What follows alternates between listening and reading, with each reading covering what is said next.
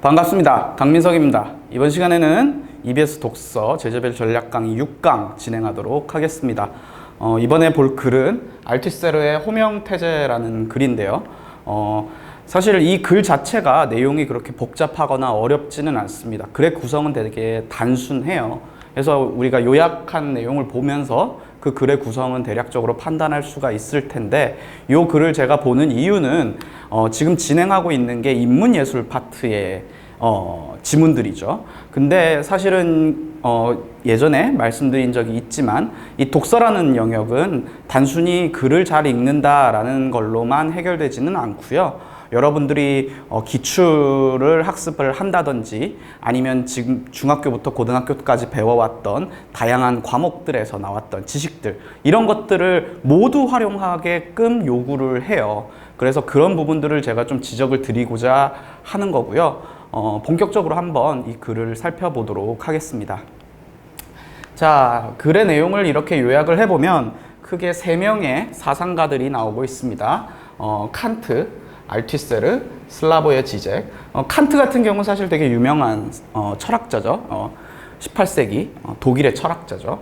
그리고 이 알티세르나 슬라보의 지젝 같은 사람들은 사실은 비교적 최근의 사상가들이다라고 보면 되는데, 기본적으로 글의 구성은 어떤 칸트가 주장한 어떤 철학적 주장에 대하여 알티세르가 그거를 비판을 하고, 그 알티세르의 주장을 다시 슬라보의 지젝이 비판을 하고, 그렇게 비판한 걸 다시 반박하면서 알티세르가 슬라보의 지젝의 주장의 한계를 지적을 하는 그런 식의 구성이 되겠습니다. 그래서 글의 구성은 그렇게 복잡하지 않고, 여러분들이 이런 식의 구성의 글들이 나오긴 할 텐데, 그때 여러분들이 특별하게 신경을 써야 될 부분은 없어요. 사실은 칸트, 알티세르, 슬라보의 지젝, 이 세 사상가들의 입장만 정확하게 파악을 하시면 된다라는 건데, 그렇게 내용을 정확하게 판단할 때 필요한 게 무엇인가가 사실 오늘 보게 될 전략의 핵심이다라고 볼 수가 있겠습니다. 간단하게 글의 내용을 정리를 해보면, 자, 먼저 칸트 같은 경우에는 인간이 도덕적 자유의지로 경향성에서 벗어나는 게 어떤 도덕적 주체의 자율성이라는 걸 확보하는데, 그런 주체에 대한 칸트의 입장에 대해서 알티세르는 주체는 이데올로기의 호명에 의해서 구성된다라는 이야기를 하면서 주체의 타율성을 주장하고, 슬라보의 지젝은 이런 알티세르의 이데올로기론이라는 것이 사실은 그 주체의 저항과 반역이라는 걸 설명하지 못한다라는 한계를 지적하면서 이데올로기적 구성과 공백이라는 것들에 대해서 모두 인정하는 그런 절충론 같은 것들을 제시를 하죠. 근데 알티세르가 그런 슬라보의 지젝의 의견에 대해, 슬라보의 지젝의 어떤 생각에 대해서 슬라보의 지젝이 놓치고 있는 게 있는데, 어떤 이 개인들은 어떤 돌발의 결과라는 것을 원인으로 구성하는 주체 효과를 보이게 되고, 그러다 보면은 사실은 그 슬라보의 지젝이 이야기하는 어떤 주체의 공백, 이런 공백으로서의 주체, 이런 것들은 사실은 없는 거다라고 얘기하면서 이데올로기적 호명의 어떤 우위라는 것들을 제시한다라는 거죠. 이 내용까지 파악하는 데는 크게 어려움이 없을 텐데, 사실은 제가 이 지문을 보면서 좀 여러분들에게 강조하고 싶었던 건 뭐냐면, 이 인문예술 분야, 특히 이 철학과 관련된 이 분야에서는 이 철학과 관련된 용어법들에 대해서 잘 이해하실 필요가 있다라는 겁니다. 여러분들이 저와 함께 수업을 하다 보면 사실은 제가 어떤 개념어라든지 어떤 특정한 논리관계를 포함하고 있는 어휘들을 주목하는 걸 보실 수가 있을 거예요. 근데 그런 어휘들은 사실은 다 철학에서 온 겁니다. 철학이라는 분야가 상당히 많은 어떤 영역을 포함하고 있는데, 인간의 인식과 관련된 인식론, 혹은 어떤 존재 양상이라든지 이런 것들을 따지는 존재론, 그리고 논리학 같은 것도 철학의 한 분야로 이제 포함이 되기도 하고요. 그리고 어떻게 하면 인간이 윤리적인 삶을 살 것인가 하는 윤리론, 이런 것들이 나오는데, 사실은 이런 철학의 다양한 분야들과 그 각 분야의 이론들을 정립한 사상가들의 주장들, 사상가들의 생각들은 언제나 수능 독서에서 중요한 제재로 채택이 될 수가 있다는 겁니다. 그래서 비교적 여러분들이 기출을 공부하면서 배경 지식을 쌓을 수 있는 분야가 사실은 철학이고, 이 철학에 대한 학습을 통해서 여러분들이 글을 읽을 때 필요한 어떤 논리적인 이해, 이런 것들을 익히기에는 사실은 이 철학의 용어법을 배우는 게 사실은 큰 도움이 된다 라는 말씀을 드리는 겁니다. 이게 철학이 서양에선 만학의 왕, 모든 학문의 왕이다, 뭐 이런 식의 이야기도 있죠. 그런 게 있는 만큼 좀 철학 지문과 관련해서는 거기서 쓰이는 뭐의 용어법에 좀 주목을 할 필요가 있다는 겁니다. 좀 길게 설명을 했습니다. 자, 한번 보면 철학의 용어법을 이해를 해보면 첫 번째 문단부터 보면은, 자, 먼저 맨 처음에 나오는 게 주체라는 단어가 나와요. 주체라는 단어. 사실 철학에서 되게 많이 활용되는 단어인데, 이것의 상대어가 뭐냐면 객체라는 단어예요. 객체. 이때 주라는 거는 주인이란 뜻이고 객이라는 거는 손님이란 뜻이거든요. 그래서 이 주체와 객체라는 건 어떤 인식이나 사유를 중심으로 해서 인식이나 사유를 이끌어가는 존재, 그것을 주체라고 하고, 그 주체의 인식과 사유의 대상이 되는 어떤 외부의 존재, 이거를 객체라고 하거든요. 그래서 주체와 객체라고 하고, 이걸 영어로 보면은 또 재밌는데, 주체의 영어는 subject고요, 객체의 영어는 object예요. 여러분들 영어 공부도 같이 하고 있죠? 자, subject란 말은 무슨 뜻도 가지고 있냐면, 철학적으로 주체라는 의미도 있지만 문법에서는 주어란 뜻이 있어요. 그러니까 문장에서 어떤 행위나 상태에 놓여 있는 주인공, 이걸 주어라고 하죠. 그렇기 때문에 주체라는 말은 주어라는 의미, 주어의 의미와 약간 유사하게 여러분들이 여기시면 돼요. 그리고 객체에 해당하는 게 오브젝트인데, 오브젝트는 문장에서 어떤 거를 가리키냐면 목적어를 가리키죠. 목적어.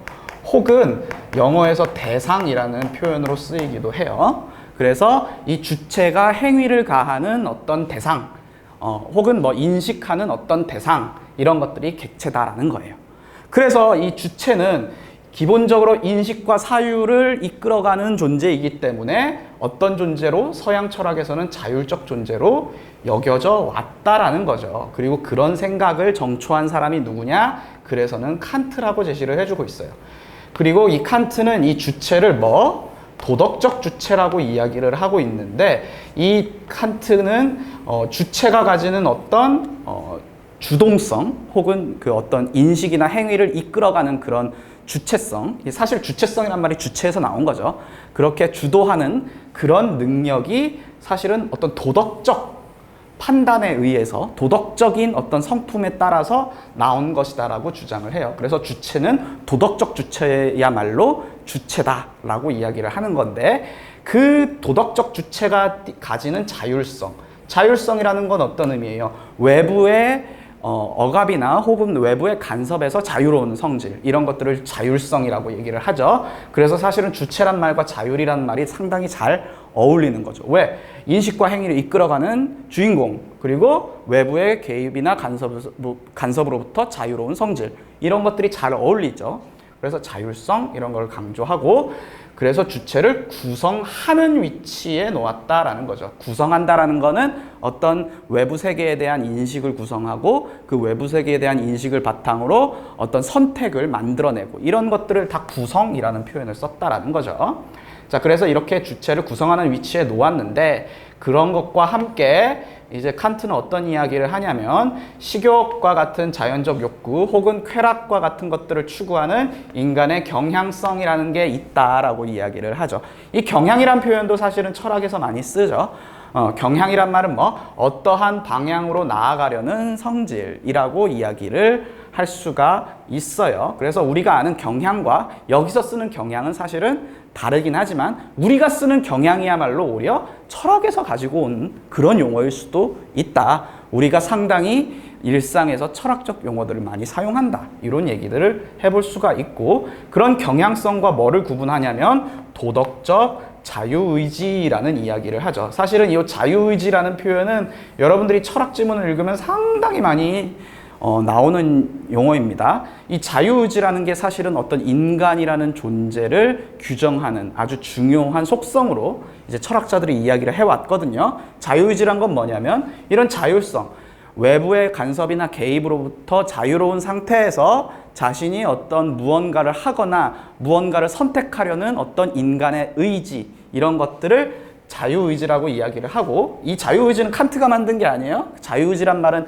옛날부터 있었어요. 뭐 로마 시대 때 뭐 이런 때도 자유의지란 말이 나와요. 그런데 그게 도덕적 자유의지다. 그러니까 도덕적 행위를, 도덕적 인식을 자기 스스로 판단해서 하는 의지, 이게 도덕적 자유의지겠죠. 근데 그 도덕적 자유의지를 경향성에서 주체 자신을 떨어뜨려 놓을 수 있는 힘이라는 거죠. 그러니까 경향성이라는 건 욕구와 쾌락을 추구하는 성향, 이런 거잖아요. 그러니까 인간은 자신도 모르게 어떤 욕구와 쾌락을 쫓게 된다는 거죠. 근데 사실은 그거는 욕구와 쾌락에 의해서 이끌려가는 거지. 수동적이게 되는 거고 타율적으로 가게 되는 거지. 그러니까 그런 경향성으로부터 벗어나서 인간이 어떤 선택을 하고 행위를 하는 것들이 필요한데, 그게 자유의지고, 그렇게 경향성에서 벗어난 인간의 자유의지라는 건 어떨 수밖에 없다. 도덕적일 수밖에 없다. 사실 칸트는 인간 내부에 어떤 도덕적 의지가 존재한다라고 생각을 했거든요. 일종의 성선설이죠. 뭐 그런 것들을 이런 식으로 규정을 한다라는 거죠. 경향성에서 스스로를 떨어뜨려 놓을 수 있는 힘. 즉 경향성이라는 어떤 경향성의 간섭에서 벗어날 수 있는 힘, 이렇게 규정을 한다는 거고, 이런 차원에서 주체의 자율성을 강조했다라고 이야기를 하는 거죠. 이거 상당히 지금 철학에서 쓰이는 용어들이 많이 나오고 있는 것, 첫 번째. 그리고 칸트의 사상을 설명하기 위해서 어떤 특정한 용어들을 특정한 의미로 국한하는 그런 과정들이 보이시나요? 예를 들면 도덕적 자유의지를 경향성이라는 개념을 바탕으로 도덕적 자유의지를 규정을 하고 있잖아. 그쵸? 이런 식으로 특수하게 그 의미가 밝혀져 있는 그런 경우들도 많아요. 철학 지문에서는. 그러니까 이런 것들을 잘 파악을 하셔야 된다는 거고, 기본적으로 여기 있는 단어들을 충분히 이해하고 있어야만 철학 지문을 읽기가 쉬워질 거다라는 겁니다. 자, 사실 칸트에 대한 설명을 이렇게 길게 한 이유가 있어요. 칸트는 수능에서 단골 손님이에요. 단골 손님. 그래서 모의고사나 수능에서 칸트는 단골 손님이기 때문에 미리 알아두면 나쁠 건 없다. 이런 거죠.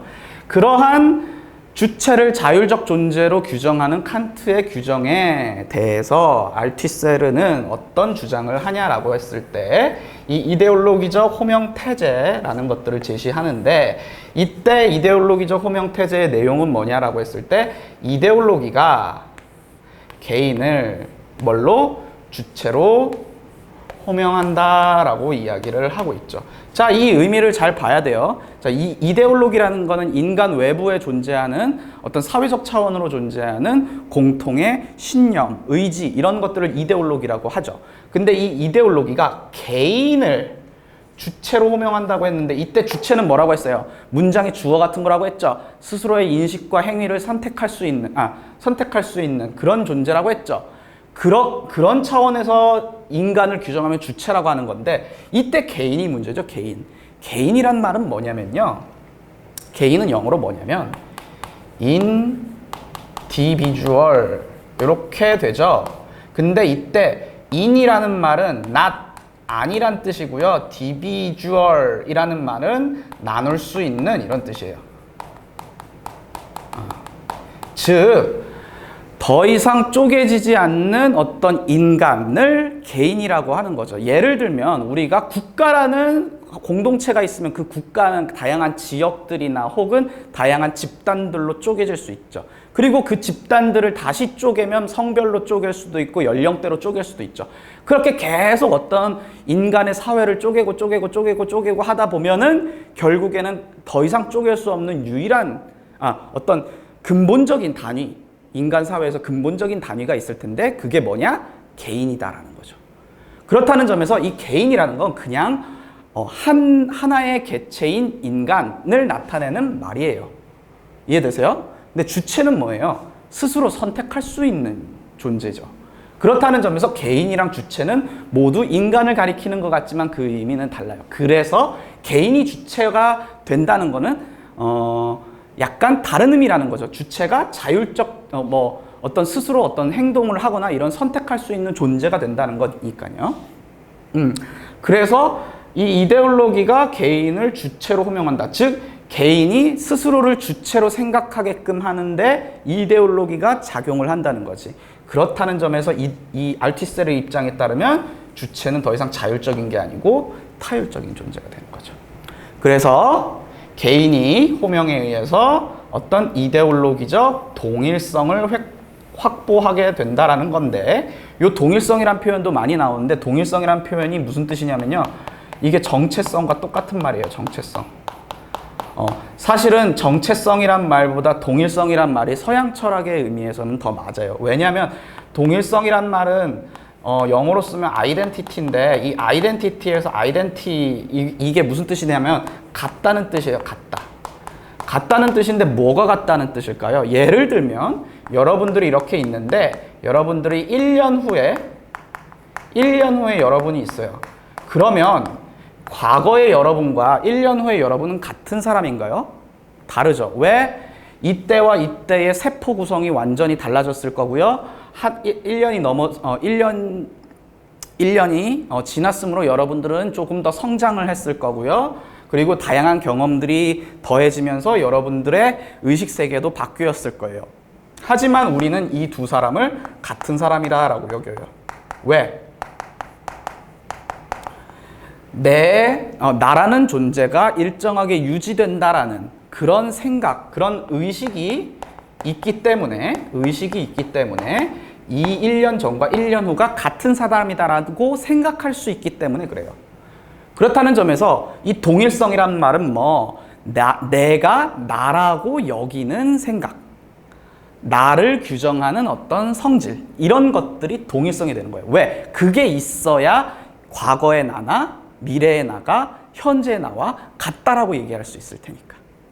그쵸? 그래서 나라는 것을 인식하는 것, 그게 동일성인데, 그거를 달리 말하면 우리말로는 정체성이란 말에 가깝죠. 그쵸? 그러니까 우리말에서는 정체성이라고 하고 서양 철학에서는 동일성이란 표현을 쓴다라는 거죠. 근데 이 동일성이란 표현으로 많이 나와요. 지문에서, 철학 지문에서. 이런 개념들도 사실은 여러분들이 좀 알아두면, 이런 단어들의 뜻을 알아두라는 의미예요. 다른 단어들이 어떻게 쓰이는지 이렇다라는 거고요. 자, 3번 문단에서는 어떤 게 나오냐면, 이 슬라보의 지적이 알투세르의 입장을 비판을 하는데, 이때 쓰는 용어가 잉여로서의 공백이다라는 거죠. 그래서 잉여로서의 공백이라는 어떤 새로운 표현을 제시해주고 있잖아요. 그쵸? 그리고 슬라보의 지적이 잉여로서의 공백, 공백으로서의 주체, 이런 표현들을 계속 제시해주고 있는데, 이 의미가 뭔지를 사실은 좀 명확하게 판단할 필요가 있다. 철학적 용어법이지만 일반적이진 않죠. 주체란 말이 가지는 일반적 의미, 동일성이란 말이 가지는 일반적인 의미가 있는데, 이런 의미들은 사실은 아주 특수하게 규정이 된 거죠. 그렇죠? 슬라보의 지적만 이렇게 쓰는 거야. 이런 단어를 쓰는 거야. 그래서 이 슬라보의 지적의 의미에 따르면 사실은 이데올로기에 의해서 호명됨으로써 개인의 어떤 의식 세계가 이데올로기가 호명을 함으로써 이데올로기에 의해 규정된 이데올로기적 주체의 동일성이 형성이 되는데, 근데 이렇게 인간의 모든 동일성이 이데올로기적 주체로 형성이 돼버리면 이 이데올로기 자체에 저항과 반역을 하는 어떤 그런 역사적 현상들, 이런 것들을 어떻게 설명하는 거냐라는 거죠. 그래서 슬라보의 지적이 한 말은 이 이데올로기적 주체성 외에 남아있는 어떤 잉여 내지는 공백, 이런 것들이 남아있다라고 이야기하는 것이고, 그렇다는 점에서 이 이데올로기적 주체성이 형성되기 이전에 이미 여기에 어떤 인간의 주체성이 주체로서의 어떤 인간이 존재한다라는 거죠. 그렇다는 점에서 이제 그 슬라보의 지적은 요 잉여로서의 공백으로부터 이데올로기에 대한 저항과 반역이 가능해진다라고 설명을 하는 거죠. 왜? 알투세르의 입장에 따르면 이런 이데올로기에 의해 호명된 주체는 이데올로기 자체에 대해서 반역과 저항을 할 수가 없기 때문이죠. 그쵸? 그러니까 사실 되게 날카로운 지적이죠. 슬라브의 지적이 날카로운 지적이에요. 그래서 요 주체를 뭐라고 불렀냐면, 이 이데올로기에 의해서 호명되지 않는 그 주체 전체를 뭐라고 불렀냐면, 지적은 진정한 주체, 이런 식으로 지금 부르고 있는 거고, 여기에 이런 식으로 쓰고 있는 거죠. 만약에 선지에 진정한 주체란 말이 나오면 누구의 생각? 슬라브의 지제의 생각인 거죠. 이데올로기에 호명되지 않은 주체, 나머지 주체, 이렇게 되는 거죠. 그리고 그렇다는 점에서 슬라브의 지적은 이런 생각들을 정리를 해보면, 슬라브의 지적은 어느 정도 알티세르에 의한 호명이라는 것들을 나름, 이데올로기적 호명을 나름 인정하면서도 한편으로는 그 주체가 가지는 자율성, 그러니까 타율적으로 형성되지 않는, 구성되지 않는 어떤 주체의 자율성이라는 걸 인정한다는 점에서 어떤 기존의 철학들, 이런 것들을 옹호하고 있다는 거예요. 그래서 얘네들을 종합하거나 절충한다고 표현할 수가 있을 거라는 거죠. 이해되시죠? 그래서 이렇게 했는데 알티세르가 슬라브의 지적의 생각이 마음에 안 드는 거지. 너무 회색 분자 같잖아. 어떤 걸 하나 딱 선택해야 되는데, 자율적인지 타율적인지. 뭐 그런 이유는 아니었겠지만 어쨌든 알티세르가 그 슬라브의 지적의 생각을 비판하면서 탄생이라는 개념과 돌발이라는 개념을 다시 가지고 오는 거죠. 자, 이때 탄생과 돌발은 철학의 용어법에 의해서 새롭게 의미가 규정된 것들인 거예요. 일반적으로 철학에서 쓰는 용어가 있고 새롭게 규정된 용어가 있는데 둘 다를 고려하라는 거예요. 그래서 탄생이란 건 원인이 있는 것. 무엇이 나타났는데 원인이 있는 것. 그게 탄생이다. 여러분들은 원인이 있죠? 어머니, 아버지, 부모님이라는 원인이 있잖아. 그치? 부모님이 안 계셨으면은 탄생할 수 없었겠죠? 그런데 돌발이라는 거는 원인이 없이 우연히 어떤 계기들이 마주쳐서 생성되는 것. 이런 걸 돌발이라고 하는데, 이 역사 속에서 돌발이 일어날 때는 사람들이 태어나기 위해서 뭔가 전에 있었고 원인이 있었는지를 선형적으로 추적하곤 한다라는 거지. 그러니까 어떤 A란 사건이 발생을 했어. 혹은 A란 존재가 나타났어. 그러면 얘가 왜 여기서 나타났는지에 대한 원인들을 이렇게 추적을 해나간다는 거예요. 원인이 있을 거잖아. 그치? 근데 알티세르가 얘기하는 돌발이란 건 이런 원인 없이 그냥 여러 가지 요소들이 우연히 만나서 A, 이렇게 사건이 일어나는 경우도 있다는 거예요. 그쵸? 그런 돌발이 있는데 그런 돌발을 뭘로? 탄생으로 이해해버리는 거지. 원래는 원인이 없는데 얘네는 그냥 우연히 그냥 딴 하고 마주친 건데, 얘가 나타난 필연적인 원인이라는 건 없는데, 추적할 수 있는 필연적인 원인이라는 건 없는데 추적을 한다는 거지. 그리고 그걸 주체 효과라고 부른다는 거죠. 그래서 어떤 인간이 이데올로기적 호명이라는, 사실은 이 글에서는 이데올로기적 호명이라는 게 사실은 우연적인 현상인 거죠. 여러분들이 한국 사회에 태어났는데 한국 사회에 태어나려고 해서 태어났어요? 한국 사회에 태어난 이유를 필연적인 원인을 찾아서 파악할 수가 있어요? 아니죠. 그냥 우연히 어머님, 아버님이 한국 사람이죠. 그쵸? 그러니까 한국 사회의 이데올로기에 의해서 호명이 됐겠죠, 여러분들은. 그쵸? 그러면 이거는 원인을 찾을 수 없는 돌발의 상황이라는 거지. 근데 나름대로 이유를 찾는 거야. 나는 내 조상님은 당군 할아버지로부터 이렇게 해서 쭉쭉쭉쭉 이렇게 해가지고 내가 이렇게 태어난 거야. 이런 원인을 찾는다는 거지. 알티세르의 말에 따르면.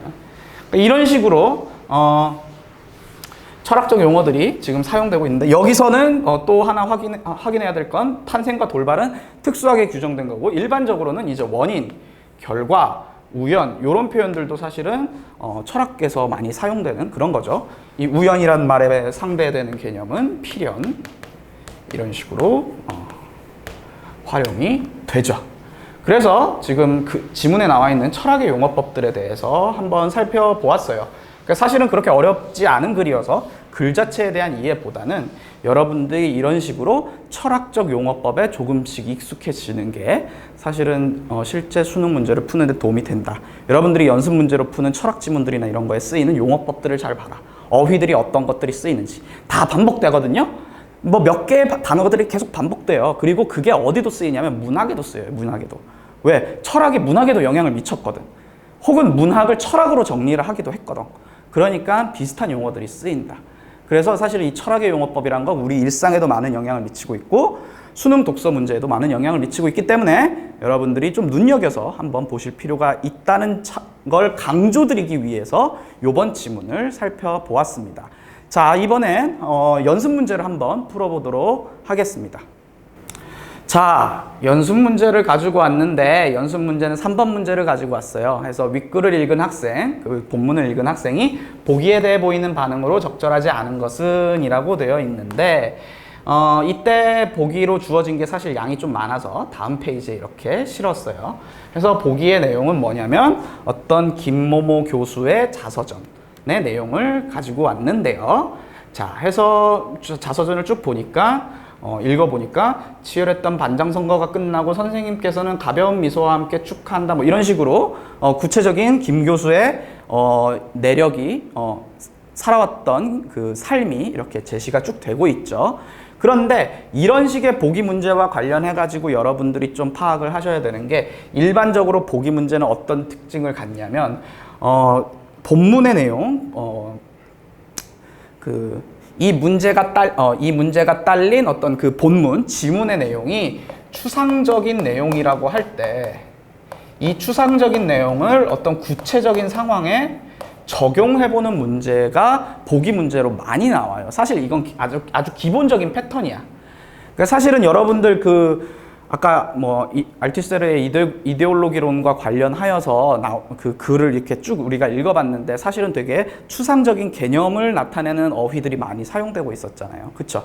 그러니까 이게 이데올로기적 호명이라고 하는데 물론 이제 경찰이 사람을 부르는 그런 예시가 제시되어 있긴 하지만 그게 구체적으로 어떻게 나타나는지에 대해서 정확하게 자세하게 풀어서 설명을 해주진 않고 있단 말이에요, 글이.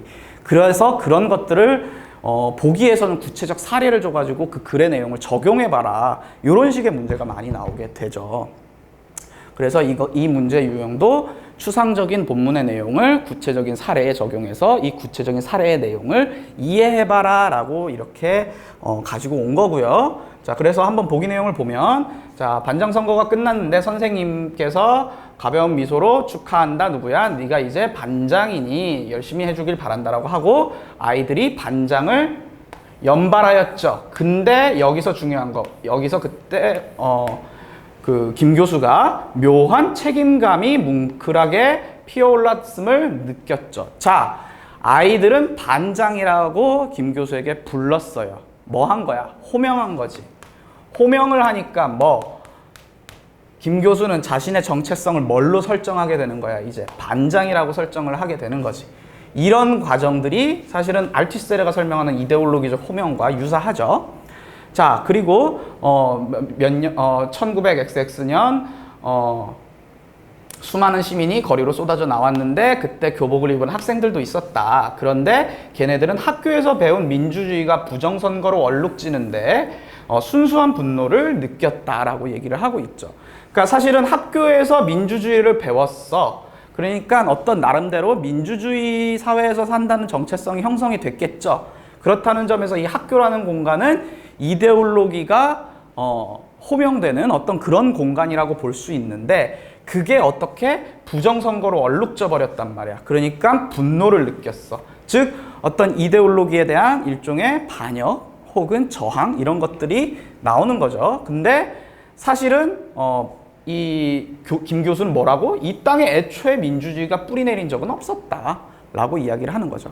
학생들이 가지고 있는 어떤 그 이데올로기라는 것은 우리 사회가 민주주의 사회고 우리는 민주시민인데 이렇게 생각을 했는데 김 교수는 애초에 우리나라는 민주주의였던 적 없다라는 식의 반응을 보이면서 이 민주사회의 시민이라고 자임해왔던 어떤 학생들의 천진함을 지적을 하고 있습니다. 자, 그리고 그 이후에 어떤 시대의 비극을 바라보았었는데 김 교수가 그것에 저항하지는 못했어요. 그쵸? 저항하지 못했다라는 건 이데올로기적 저항과 반역이 나타나지 않았다는 거죠.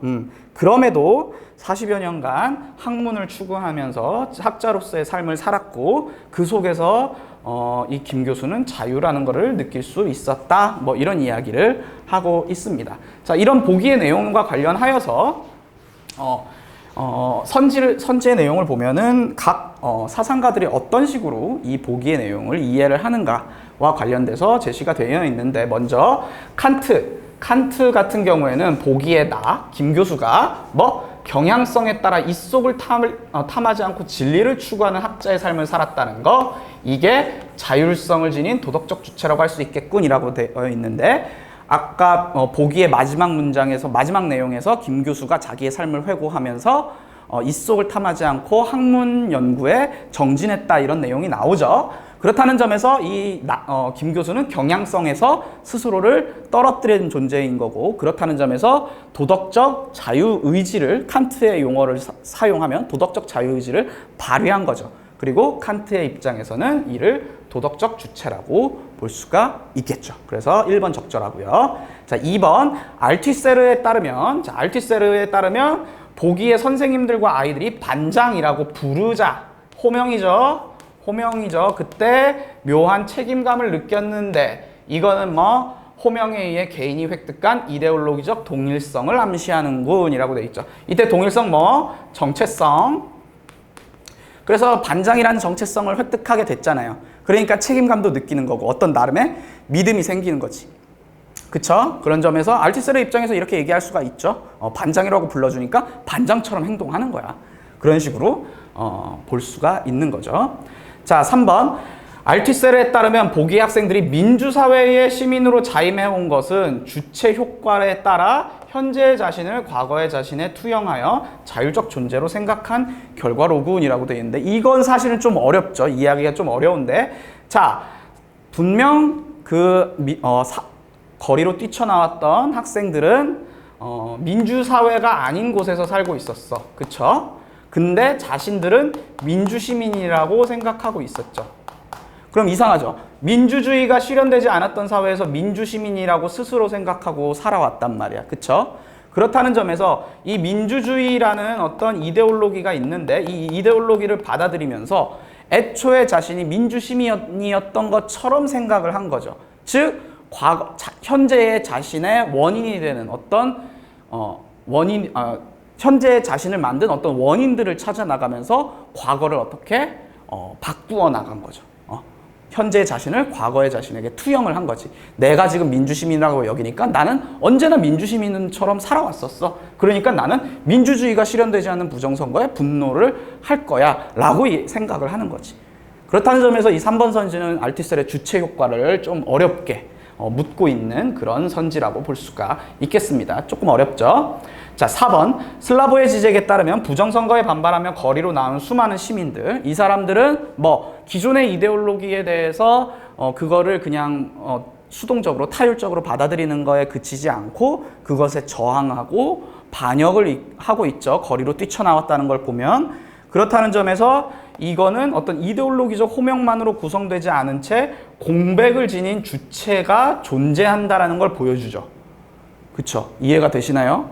그러니까 이데올로기적 호명에 의해서 형성된 어떤 주체의 동일성이라면 그 이데올로기에 저항이나 반역을 하지 않을 텐데, 그것에 저항한다는 게 뭘 보여준다? 슬라보의 지적에 따르면 공백으로서의 주체, 잉여로서의 공백, 이런 것들을 보여주고 그 이데올로기적 주체 밖에 있는 더 거대한 진정한 주체라는 게 있다라고 이야기를 할 수가 있겠죠. 슬라보의 지적은. 자, 5번. 슬라보의 지적에 따르면 시대의 비극을 멀리서 바라보며 부끄러워하는 보기에 나는 이데올로기의 호명이 있기 전부터 존재하는 진정한 주체의 모습에 해당하는군이라고 되어 있는데, 이때 김 교수 같은 경우는 뭐예요? 이 사회가 문제가 있다라는 생각을 하고 있어. 사회가 문제가 있다라는 생각을 하고 있는데 거기에 저항하거나 반역하지 않죠.